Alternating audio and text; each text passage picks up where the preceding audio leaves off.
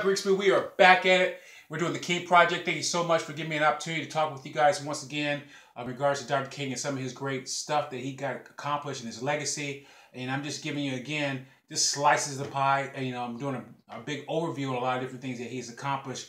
But today's quote is like this: I have decided to stick with love. Hate is too great a burden to bear. Now, that is a pretty popular quote. I think I've seen it in a lot of different places, and I, intended to get a lot of quotes that maybe we weren't familiar with, but I had to use this one today because I wanted to talk about 4 individuals that really affected Dr. King in a way that is not really appreciated based on some of the different things that I found out within this discussion. Let's start off with the paternal side, the grandparent side. These 2 people were named Delia Lindsay King and James Albert King. Delia was born in 1875, and James Albert King was born in 1864. What little information I did find about James Albert King was that, he wasn't a very religious person, but he was a very hard worker, along with Delia was a very hard worker. They worked the fields, and it really, I think, set the tone for MLK Sr. In a lot of ways that he passed on to MLK Jr. He's quoted, MLK Sr. is quoted saying about his mother, "My mother had babies, worked the fields, and often went during the winter to wash and iron in the homes of the whites in town," end quote. So, she was a dedicated person, probably the glue, the rock of the family that really held everything together. And I'm sure that she was in a situation where she made a lot of sacrifices along with the father as well, grandfather as well. But, I wanted to give you a quick story about these 2 that really will capture everything where the stock of MLK Jr. comes from in a lot of ways. One day, MLK Sr. Was stopped by a sawmill owner. The sawmill owner told or asked MLK Sr. to go grab some water, a bucket of water for his workers that were working, and MLK Sr. politely declined. And subsequently after that, the sawmill owner beat him. He was a child at the time, beat him, and he went home. And Delia obviously, saw her son coming home. She was ticked off. She went irate. She left the home, grabbed little MLK Sr., and they both went back to the sawmill. And she confronted the sawmill owner, and she pushed him down and literally beat him up. Beat him up. And I just thought that was amazing. But, James Albert King not being one to be left out, once Delia and MLK Sr. got home, he found about the story. He then left the house and went back to the sawmill with the rifle in tow, and really threatened to kill everyone that was there based off the incident that had happened. And this was back in the 1800s, so that didn't fly very well. Subsequently that night, the sawmill owners and a group of white people went to the home looking for James Albert King, and he had already fled into the woods, for his safety, and he was there hiding out for I think for a couple of months until ultimately they left the area.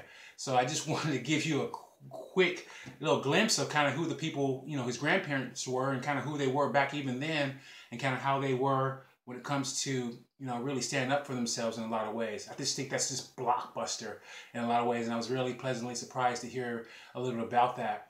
The other 2 grandparents that we have involved with Dr. King and maybe who he was in his development and impression that, maybe he got from them. One name is the grandfather, Adam Daniel Williams, otherwise known as AD. And then we have we have Jenny Celeste Parks Williams, who is the grandmother on the dad's side as well. He was born, Adam Daniel Williams was born in 1861. She was born in 1873, a little bit younger.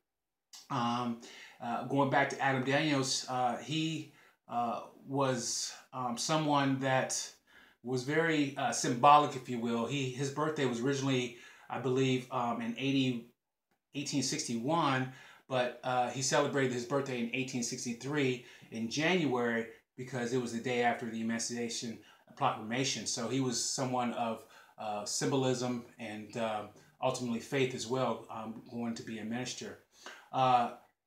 His sermons were based off the philosophy of social gospel, which is based off Booker T. Washington's Black business development, and also W.E. Du Bois calling for civil rights and activism. So that gives you a real feel for who he was and kind of really what he stood for and how he set the seeds for MLK Sr. And then ultimately down to MLK Jr. He was the second pastor of the Ebenezer Church, I believe. He pastored there for over 25 years. He also is credited for helping found the Atlanta chapter of the National Association for Advancement of Colored People, the NAACP. So I hope all my facts are good on that. I was just really excited to kind of get a little bit tidbits of that. Jumping over to Celine Parks Williams, she, like I said, she was born in 1873.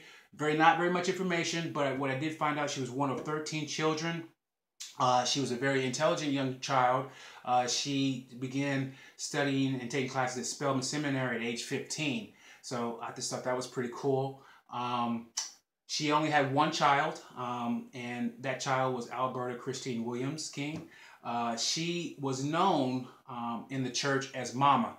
So to give you an idea kind of who she was a leader, probably behind the scenes, again, another rock, another glue of the family that really held things together. And she was someone that was probably a strong influence upon really a lot of great things that Dr. King Jr. ultimately was really shaped out who he was going to be. There is a childhood story that Dr. King did talk about in regards to this person, Janine Celeste Parks Williams. He had snuck away to go to a parade without his parents' permission. Unfortunately, when he was away at 9 years old, she had had a heart attack and died. And he felt really, really guilty about that. And that's where you hear about the famous story of him jumping out the second-story window. There was a lot of misinformation about why he did that, to talk about depression and tough childhood and all that kind of stuff. But based on what I could find out, it was solely based off that one incident. Martin Luther King Sr. did confirm in some documentation that I did find that he was physically uninjured, but emotionally distraught, obviously, and felt guilty from that. But that was the reason why he truly jumped out of the second-story window. And I just thought that was kind of cool to really clarify, because there is a lot of misinformation when it comes to that. Dr. King Jr. really did acknowledge this incident publicly in an autobiography called The Religious Development. And it was an essay that he gave, and he really talked about how this experience really shaped his religious development and his faith. And it also gave him the strong belief in personal immortality. So I just thought that was epic. These four people that we really don't know too much about really had a great impact on the whole family, really set a lot of the foundation about kind of really what they believed in.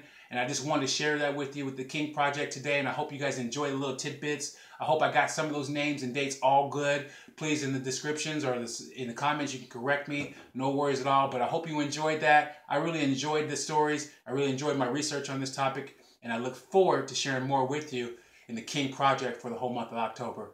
Thank you so much. This is Chuck Grigsby, GUD Worldwide.